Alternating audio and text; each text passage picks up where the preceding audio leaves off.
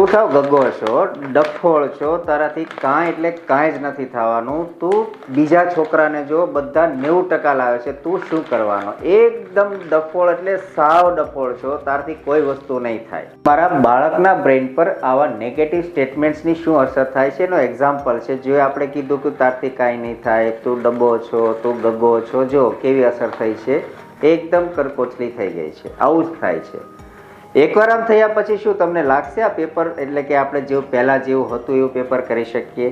Same વસ્તુ બાળક સાથે થાય કે નાનપણથી ને જ્યારે એને નેગેટિવિટી ટોર્ચર કરાતી હોય તો કંઈક આવું થઈ જાય છે. પછી એને મોટી ઉંમરે ગમે એટલું કરીએ આપણે તો પણ એ સ્ટ્રેટ ફોરવર્ડ બનતા નથી.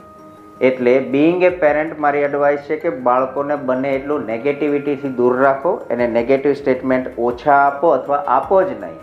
અને એની જે કેપેસિટી છે કેપેસિટી પ્રમાણે કરવા દો. દેખાદેખીમાં ના આવજો કે મારા બાજુવાળાના છોકરાના 98% આવ્યા અને મારા છોકરાના 85 જ આવ્યા. અરે ભાઈ 85 ઓછા નથી. આપણી માર્કશીટ જોઈજો પાસ્ટમાં જઈને 60-65% માંડ આવેલા છે. એટલે બાળકને સર્વાંગી વિકાસ કરવા દો. દરેક બાળક છે એ પોતપોતાની એક યુનિક સ્કિલ સાથે જન્મ લે છે. જેમ આપણને ખબર છે કે બધી આંગળીઓ સરખી હોતી નથી. કોઈ બાળક એના શૈક્ષણિક જે એકેડમિક સબ્જેક્ટ છે એમાં સ્કોલર હશે, બહુ બ્રિલિયન્ટ હોય છે. કોઈ બિઝનેસ મેન્ટાલિટીવાળો હશે, કોઈનું બ્રેન ક્રિએટિવ હશે, તો કોઈની પાસે કંઈક અલગ સ્પોર્ટ્સની એક્ટિવિટી હશે તો સ્પોર્ટ્સની સ્કિલ હશે. તો જે બાળકને જે સ્કિલ છે એને જે ગમે છે એ કરવા દો.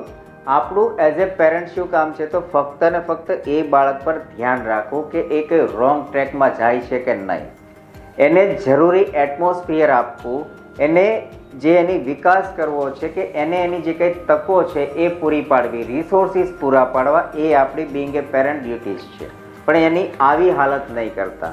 જો આવું થશે ને પછી એ આવું સીધું થઈ શકશે નહીં. આ પેપર ફરીવાર ક્યારેય પણ સ્ટ્રેટ નહીં થઈ શકે જેવું પહેલાં હતું એવું.